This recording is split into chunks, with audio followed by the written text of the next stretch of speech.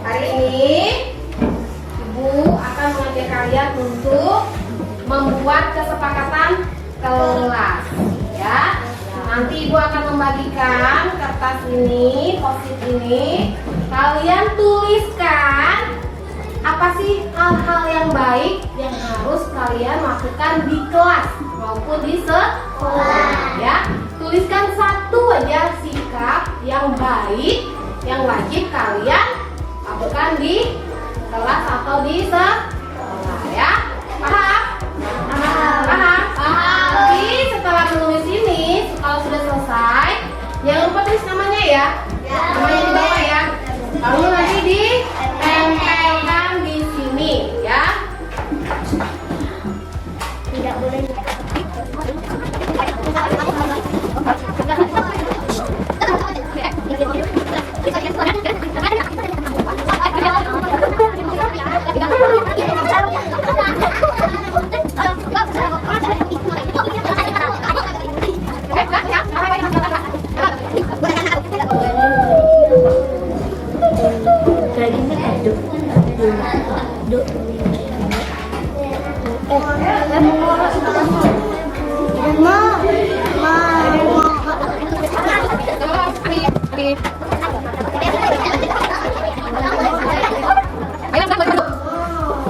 Yang sudah kembali ke tempat duduk.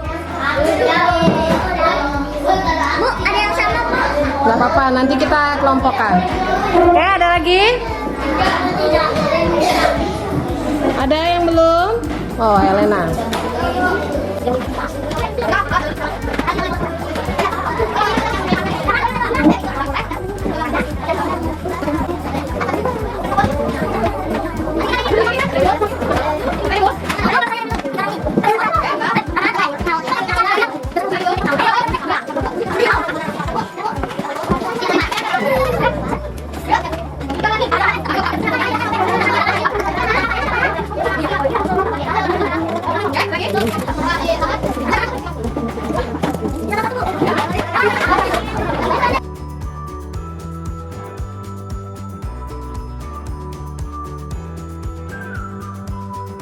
Kesepakatan kelas sudah kalian buat dan kalian harus berjanji menjalani dengan kesadaran diri sendiri. Bisa?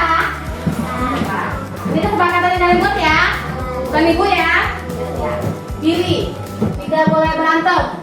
Oh, Billy bilang tidak boleh berantem. Dari Ayah tidak boleh berisik. Bukan hanya Billy, bisa Billy buat gak boleh berantem. Berarti hanya Billy aja yang gak boleh berantem. Tidak, tapi ini untuk semua. Paham ya? Paham ya?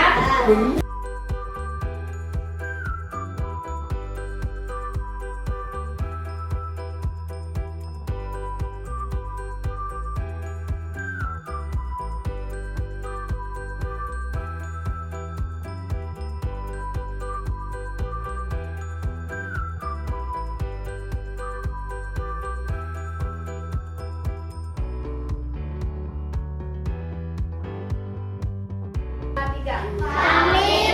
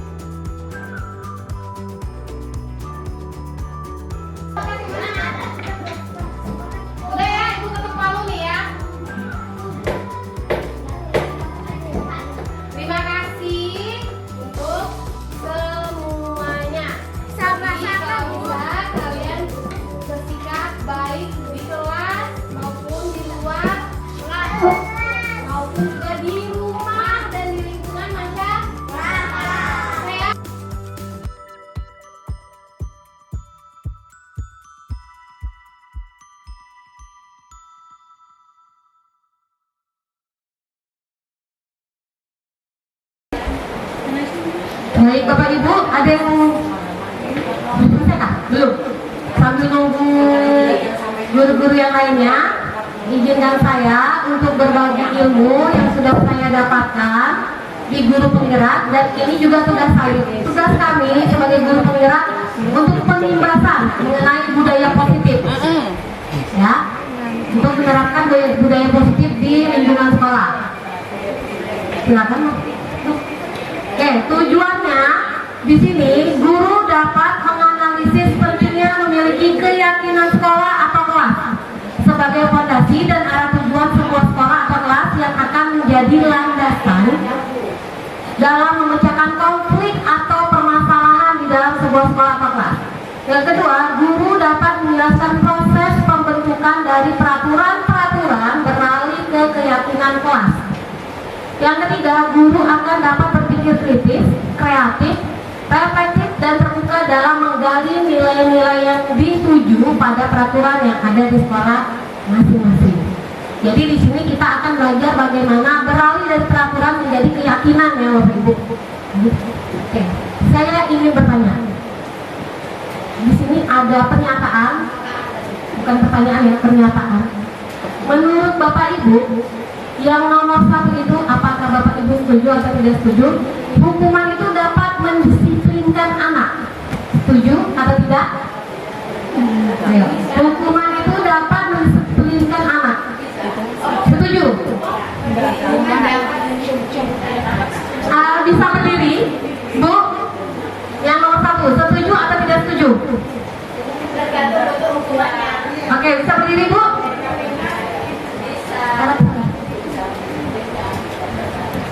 Hukuman dapat mendisiplinkan anak.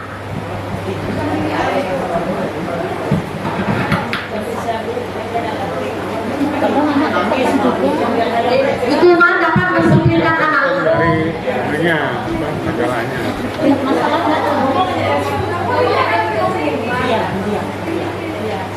Oke, setuju atau tidak setuju? Saya tuh ada di tengah ini kayaknya.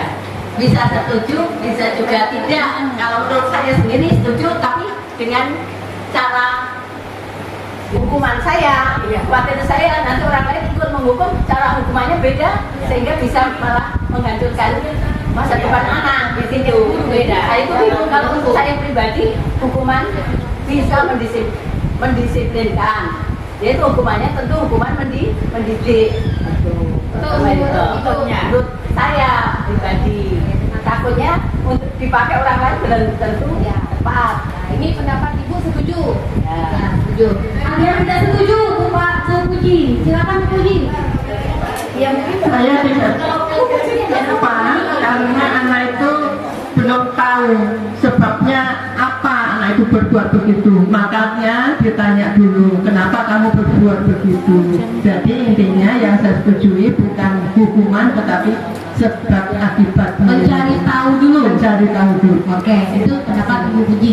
Yang kedua, pemberian hukuman dengan hal positif seperti membaca atau membersihkan halaman sekolah dapat meningkatkan disiplin anak. Setuju atau tidak setuju?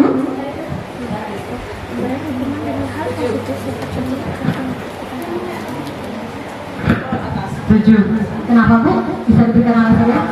Kalau untuk kebersihan, memang kita galakkan untuk anak-anak menjaga kebersihan sekolah. Jadi termasuk halaman sekolah, lingkungan sekolah, di dalam kelas pun juga seperti itu. Nah, jadi anak-anak bisa mengerti arti kebersihannya itu seperti apa. Kecuali kalau kita di dalam kelas, contohnya kalau kotor, kita kan mau belajar rasanya sudah ogah melihat sampah-sampah berserakan. Tapi kalau kita bersih, kita senang, anak-anak pun juga senang. Kadang anak-anak sampai duduk-duduk di bawah karena senang lihat bersihnya. Oke, jadi Ibu setuju dengan pemberian hukuman membersihkan halaman Ya. atau membaca itu bisa meningkatkan disiplin anak. Iya. Oke, terima kasih Ibu. Lalu yang ketiga, memberi penghargaan dapat meningkatkan disiplin anak. Setuju atau tidak setuju? Memberikan penghargaan dapat meningkatkan disiplin anak. Setuju atau tidak setuju? Kalau saya setuju, contohnya kayak misalnya di dalam kelas ketika kita memberikan penghargaan kepada salah satu siswa, maka siswa lain akan berlomba-lomba untuk bisa mendapatkan penghargaan. Jadi mereka akan lebih disiplin atau misalnya dia lebih rajin belajar. Gitu. Kalau saya sih. Oke, Bapak Ibu. Berarti pola pikir kita yang di sini sama dengan pola pikir kita dulu ya Bu, awal. Baik, saya sampaikan untuk hukuman, untuk membersihkan halaman dalam bentuk sebagai tindakan hukuman dan memberikan penghargaan itu masih kurang tepat. Kenapa? Karena akan efek-efek ke depannya yang tidak bisa merubah karakter anak. Kita bukan merubah tindakannya, tidak, tapi kita merubah karakter. Bagaimana caranya? Silakan dilanjut Bu. Ya, kalau untuk yang nomor 2 itu termasuk konsekuensi. Masih ada yang belum ini. Kalau konsekuensi itu berarti kan anak-anak, aduh, aku kalau sudah terlambat nih berarti hukumanku sudah disiapkan nih kan?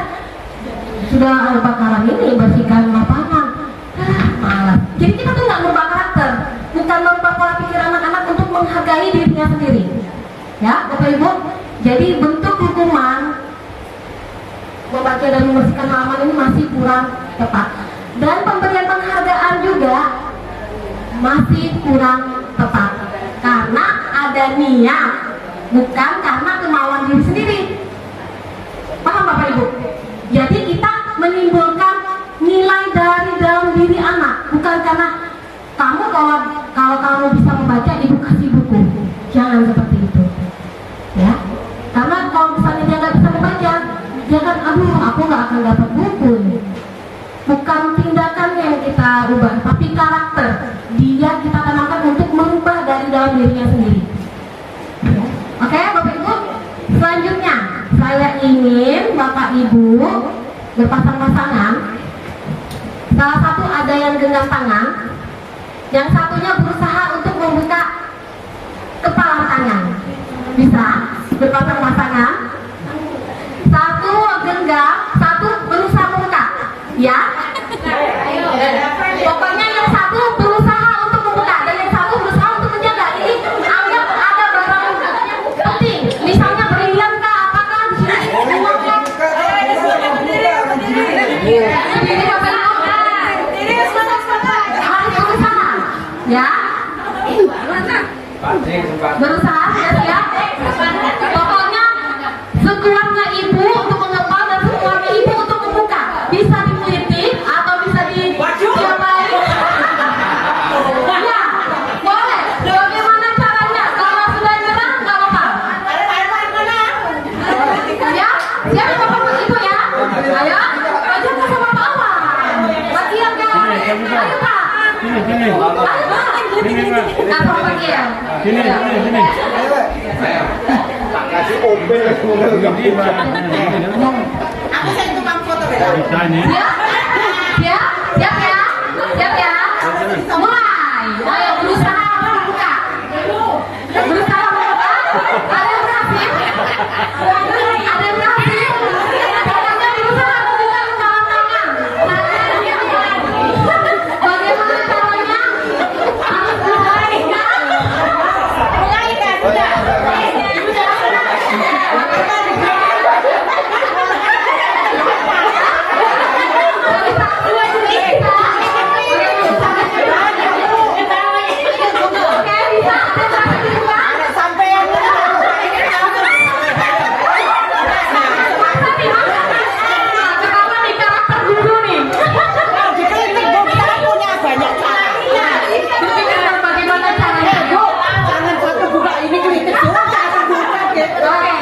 Kita tahu nih kan.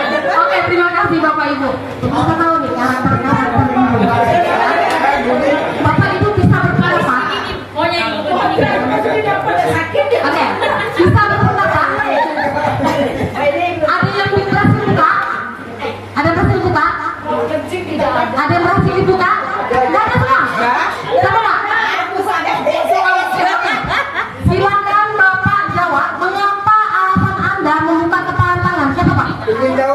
Jalannya ingin tahu jalannya apa? Ingin tahu di jalannya yang kita pakai apa? Ingin tahu jalannya. Jadi Bapak ikut kasir. Belajar tak didik banyak.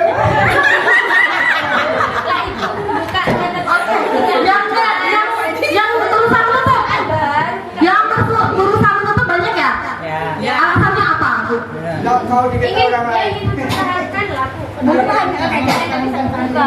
Supaya saya bisa Kepalanya. Ya, alasannya mempertahankan. Alasan saya biar kelihatan saya kuat. Sekarang kelihatannya yang pegang kendali atau kontrol membuka atau menutup kepala tangan itu siapa? Diri sendiri. Begitu juga dalam pembelajaran Bapak Ibu. Anak-anak tidak bisa kita yang kontrol, tapi anak yang mengontrol dirinya sendiri. Ingat, pembelajaran berpusat kepada siswa. Ketawa nih, siapa yang maksa nih? Ibu, maksa? Siswanya kalau nggak bisa baca, dipaksa bisa? Bisa. Karena kami berebutan tangannya uji. Ya, jadi yang megang kendali kontrol itu diri sendiri. Begitu juga dengan anak murid kita ya Bapak Ibu. Jangan dipaksa Bapak Ibu. Nah, ini kita ubah nih. Ubah pemikiran kita yang dari stimulus respon tuh kita menganggap kebutuhan siswa kita sama.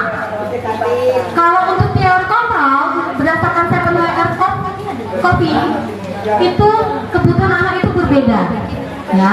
Jadi kita makanya tadi pengelompokan, jangan samakan. Yang kedua, pikiran kita yang awal, semua orang itu melihat hal yang sama. Tidak.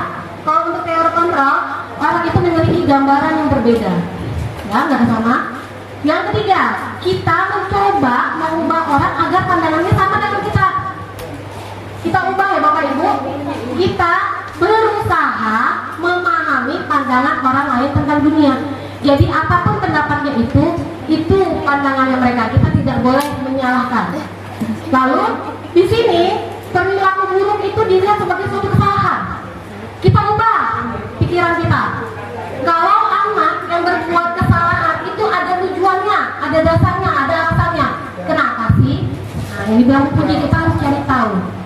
Walaupun berat ya Bapak Ibu dilaksanakan.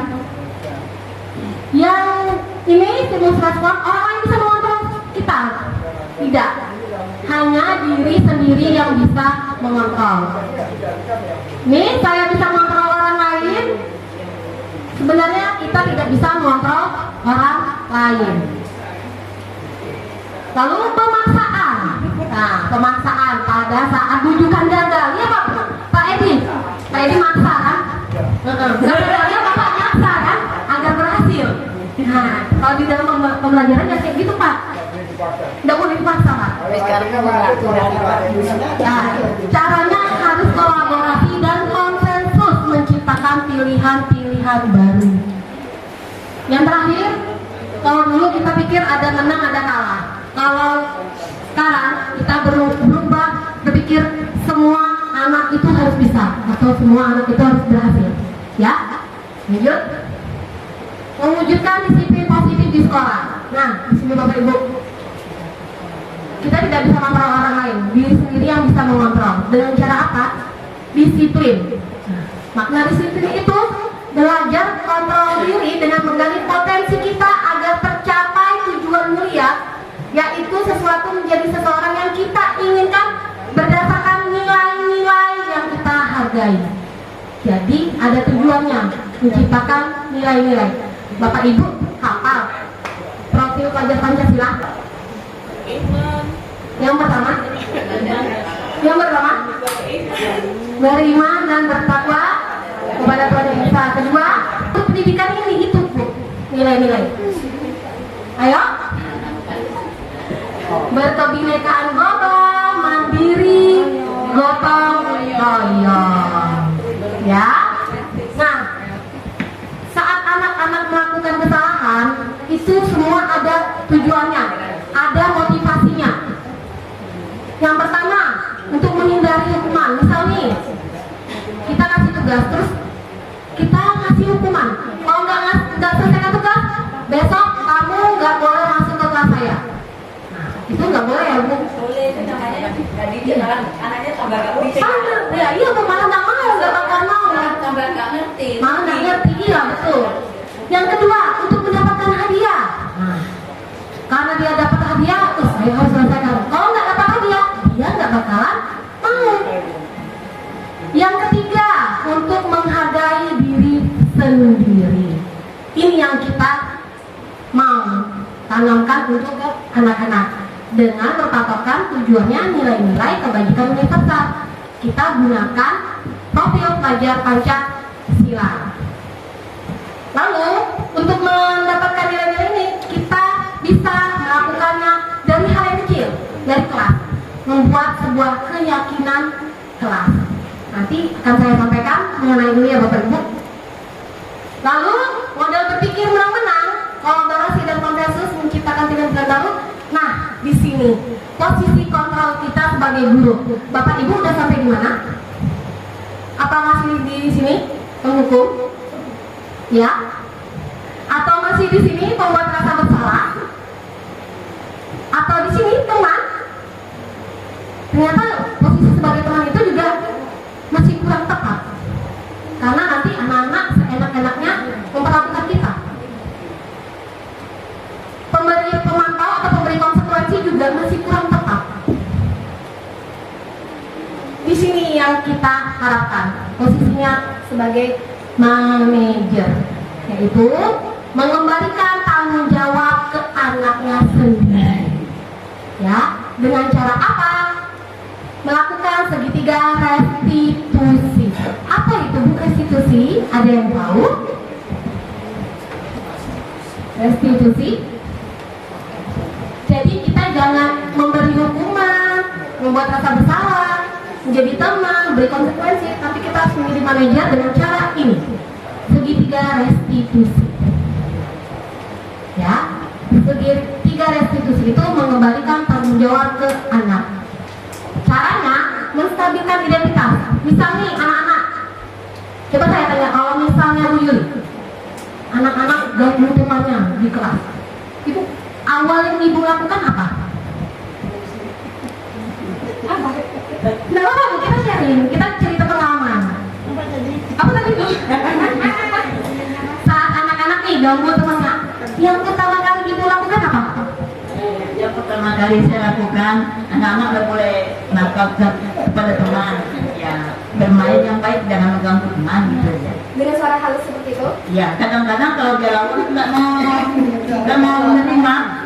Jadi saya bilang gini, ada kata kamu dibalik buat begitu kamu suka kan? Oh seperti itu, iya. Ada lagi?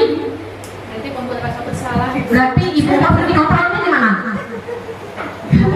Posisi kontrolnya itu di mana? Membuat rasa bersalah. Kamu di posisi itu gimana? Itu kan berarti ya. Membuat rasa anak bersalah. Karena Ibu membalikan anak. Wah, saya ternyata salah. Lanjut. Kalau misalnya ada yang terlambat, masalah ini. Yang pertama Ibu lakukan itu berapa? 4 ya? Kalau ada yang terlambat, yang pertama kali Ibu lakukan ngapain? Misalnya alasannya kenapa terlambat? Lalu, apakah dia boleh ikut masuk ke kelas? Kalau terlambat karena bis yang datang terlambat boleh masuk kelas. Boleh. Kalau alasannya karena bangunnya kesiangan, biasanya saya suruh nyanyi dulu. Oh, suruh nyanyi. Ternyata posisi kontrolnya Ibu di mana ya? Di mana? Memberi hukuman? Iya. Oke. Udah ngos-ngosan datang. Benar-benar hukumannya. Udah ngos-ngosan datang. Ini lagi. Nah, oke. Sekarang saya tanya kembali dulu. Ada anak yang kerjakan PR nih Bu? Yang awal Ibu lakukan apa? Ya tentunya saya tanyakan mengapa bisa biasa. Lalu, Dilihat alasannya. Awalnya alasannya malam bermain HP, banyak sampai lupa. Nah berarti kan penyebab lupa itu main HP, besok lagi ya tentunya harus lupa supaya nggak lupa gimana? Permasalahannya dari mana? Berarti dari HP kan ya, HP-nya dikurangi. Kalau bisa waktu yang senggang, HP-nya udah kurangi. Besok lagi kalau ada PR, begitu ingat kerjakan ya untuk semua kelas. Jadi nasihatnya bukan untuk satu orang sampai akhirnya untuk semua. Saya enggak khusus. tapi untuk semua sekalian nasihat yang lain biar nggak sama seperti itu. Kira-kira posisi kontrolnya Bu Farida di mana ya? Di mana? Apa sudah di manajer? Udah jadi manajer? Oh iya, jadi manajer. Di mana Bapak Ibu? Udah di manajer? Ya, kakinya banyak itu.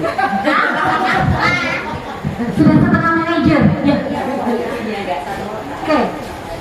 Caranya yang pertama, Bapak Ibu menstabilkan identitasnya dulu. Nanyakan dulu kan Bu? Nah, terus kasih tahu nih, kalau misalnya terlambat nih, Ibu juga dulu pernah datang terlambat. Nah, kita sampaikan gitu, jangan dimarah-marahin. Ini sudah jam berapa? Ini sudah jam 8, kenapa baru datang? Nah, langsung begini. Besok bisa nama terus sama ya? Ya, jangan seperti itu. Tapi kita stabilkan dulu dia keadaannya, kita tenangkan dulu. Lalu validasi kebutuhan, kita tanya. Nah, kalau Ibu boleh tahu, kamu kenapa ya terlambat? Nah, ditanya dulu apa mau anunya, alasannya. Karena kita tahu alasannya, lalu kita menanyakan keyakinan atau kesepakatan kelas yang sudah dibuat. Nah, maka dari itu kita harus membuat ini untuk bisa melaksanakan restitusi. Kita mengingatkan mengenai Saya di tenang buat kesepakatan kelas Bu. waktu belajar dulu kan ini kemarin COVID kan, Ya. masuk kelasnya ini jadi ibu nggak disalahkan nih, hukumnya nggak sama. Ya, membuat yang membuat kesepakatan siapa Bu? masing-masing anak membuat kesepakatan dipajang. Jadi, Oh, benar Bu. Iya, benar. Itu kan membuat Bu Farida. Tuh. Sudah melaksanakan ya Bu? Ya. Nah, oke. Nah, dari realitas atau kebutuhan kita berbeda-beda, kita berusaha memahami pandangan orang lain tentang dunia. Jadi kita berusaha memahami kondisi anak. Di sini ada 5 kebutuhan dasar manusia. Anak-anak juga punya. Ada penguasaan, kasih sayang dan rasa diterima, kesenangan dan kebebasan. Kalau kita sudah tahu ini, kita bisa menghadapinya. Ya, bertahan hidup, satu lagi kurang. Baik Bu, lanjut. Nah, ini bisa Ibu putar. Kita mau lihat ya posisi kontrol itu yang seperti apa. Bisa Bapak Ibu nanti tonton gimana sih posisi kontrol itu. Penghukum, membuat rasa bersalah.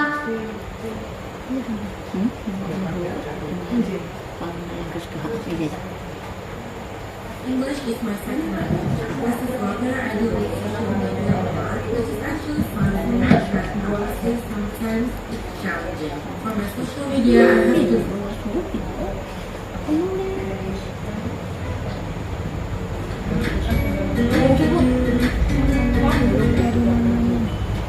Salam bahagia ibu dan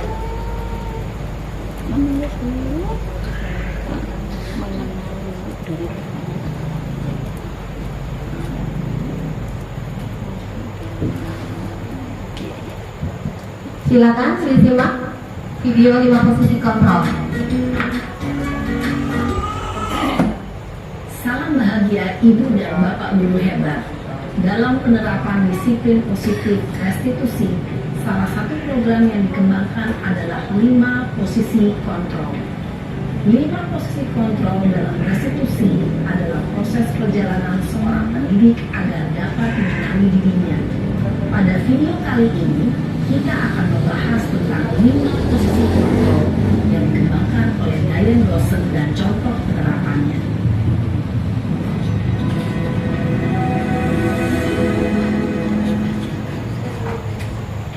Lima posisi kontrol itu adalah 1. Posisi penghukum, 2. Posisi pembuat merasa bersalah, 3. Posisi teman, 4. Posisi pemantau atau monitor, dan 5. Posisi manajer. Untuk lebih memahami kelima posisi tersebut, mari kita saksikan kasus Naren yang terlambat hadir 20 menit di sekolah dan melihat bagaimana kelima posisi kontrol dalam menghadapi masalah tersebut.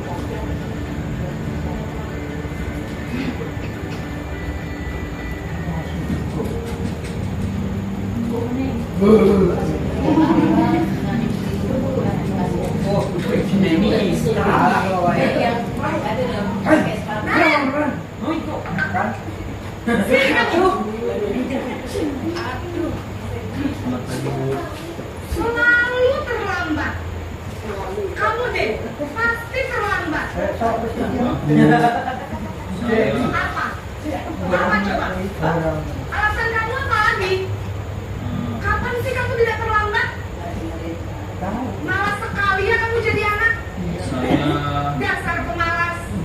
Gak kapok-kapok sih kamu. Sudah berapa kali terlambat? Ini bugala ini. Sana. Kamu boleh lawan basket. Ada yang seperti ini? Nggak ada ya? Kenapa? Kamu melawan ibu. Berani-beraninya jawab. Sudah terlambat, masih berani jawab pula. Sekarang keliling lapangan basket 5 kali sekalian. Biar kapok. Cepat. Pergi sana ke lapangan basket. Pilih Bagas Bali kan. Langsung saja kali ya.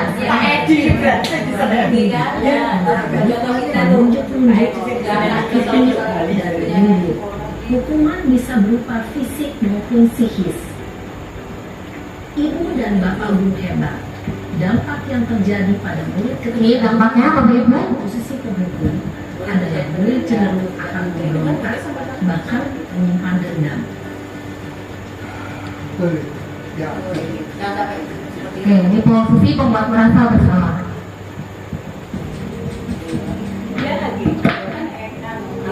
Model ini yang masih sama. Aku jadi nganu.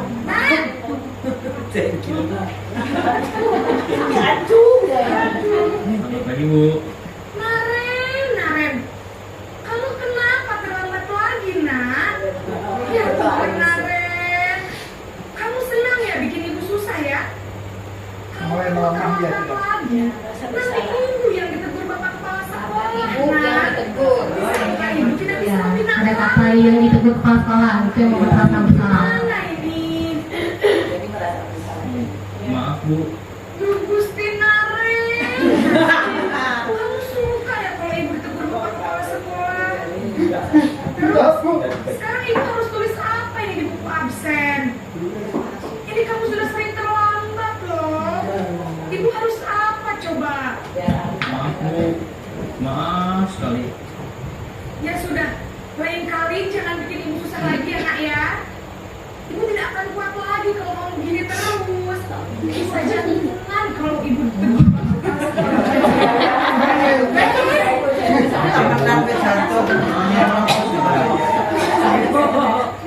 Apa kalau jantung hati? Merasa bersalah, Ini ciri-cirinya ya Bapak Ibu. namun kata-kata yang diutarakan membuat murid merasa menjadi orang yang gagal, memandang buruk dirinya sendiri, merasa tidak berharga, dan tidak sanggup membahagiakan orang lain. Ketika guru mengambil posisi pembuat rasa bersalah, Ini dampaknya. dirinya yang bersalah dan ia akan menyimpan emosi negatif tersebut di dalam Itu yang dirinya. bahaya, menyimpan emosi. Ini posisi teman.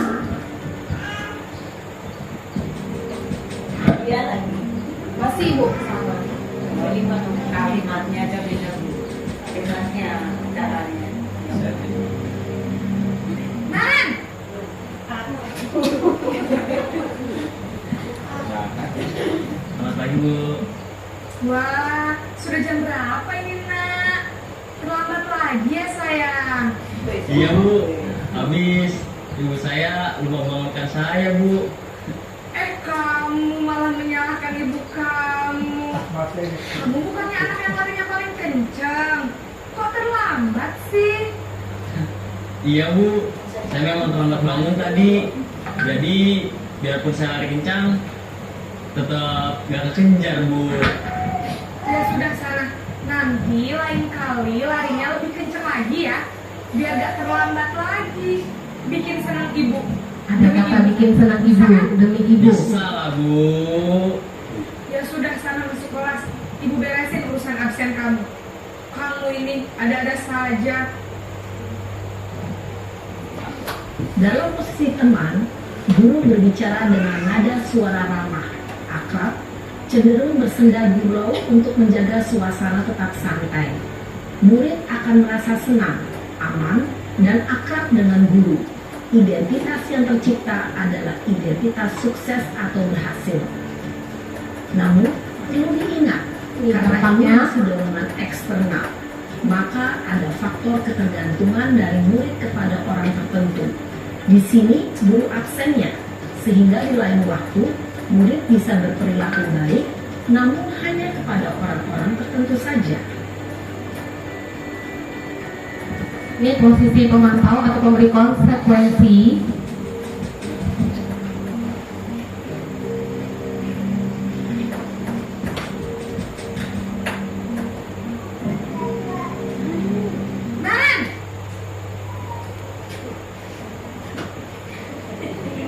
Selamat pagi Bu. Naren, apa peraturan sekolah kita tentang jam berapa kita harus masuk sekolahnya? Kita harus di sekolah jam 7 Bu. Iya betul, sekarang sudah jam 7.20. Naren sudah tahu konsekuensinya jika terlambat hadir. Paham Bu, saya harus tinggal kelas pas jam istirahat selama 20 menit. Iya benar, konsekuensinya demikian. Jadi nanti jam 9.30 pas istirahat, kamu harus tinggal di kelas, kerjakan tugas tambahan untuk ketertinggalan kamu, ya? Baik Bu. Posisi pemantau mengandalkan penghitungan atau data untuk mengontrol murid. Guru mengarahkan murid berdasarkan peraturan dan konsekuensi. Seorang pemantau menunjukkan bahasa tubuh dan ekspresi wajah yang datar dan cenderung formal. Dampaknya dia tidak akan bisa mandiri sebenarnya. Ini posisi manajer.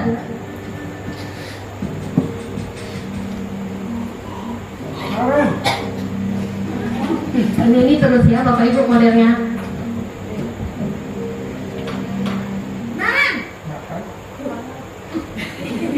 Seperti apa kata-kata ibu gurunya? Pagi Bu. Selamat pagi Naren. Maaf Bu, saya terlambat. Iya, sekolah masuknya jam 7, sekarang sudah jam 7.20. Jadi sekarang bagaimana ini Naren? Maaf Bu, saya lupa setel alarm saya semalam. Baiklah, menurut kamu, keyakinan sekolah yang mana yang perlu kamu tingkatkan? Gurunya menanyakan keyakinan sekolah. Menghargai diri sendiri dan orang lain mungkin ya Bu. Setuju. Jadi, apakah Naren meyakini prinsip saling menghormati tersebut? Iya Bu, saya meyakininya. Apakah Naren bersedia memperbaiki masalah keterlambatan ini? Bersedia Bu. Bagaimana kamu akan perbaiki masalah keterlambatan ini? Saya akan coba untuk tidak lupa menyetel alarm saya Bu. Baik, kalau Naren lupa menyetel alarm di rumah, ada orang yang kira-kira bisa bantu mengingatkan tidak? Ada Bu, kakak saya, Kak Emma. Ada lagi selain Kak Emma? Selain Kak Emma, ada ibu saya. Baik, jadi yang mengingatkan Naren adalah Kak Emma dan ibu kamu ya? Kira-kira akan mulai start alarm kapan nih Naren? Setelah pulang sekolah, akan segera saya lakukan.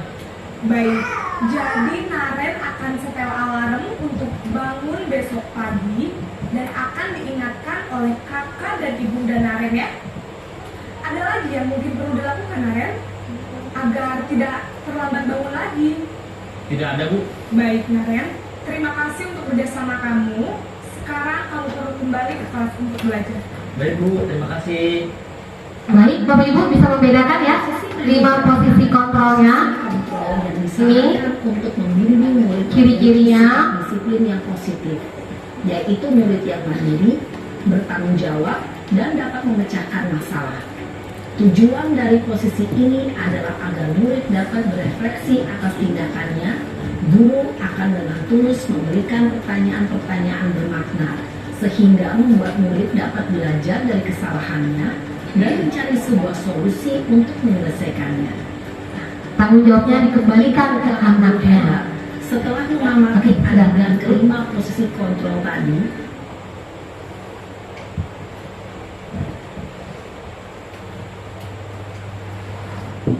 Nah, ini Bapak Ibu yang kita buat dari awal dulu dari kelas, keyakinan kelas. Sekarang coba jawab, mengapa keyakinan kelas, mengapa tidak peraturan kelas? Mengapa keyakinan kelas, tapi bukan peraturan kelas yang kita buat?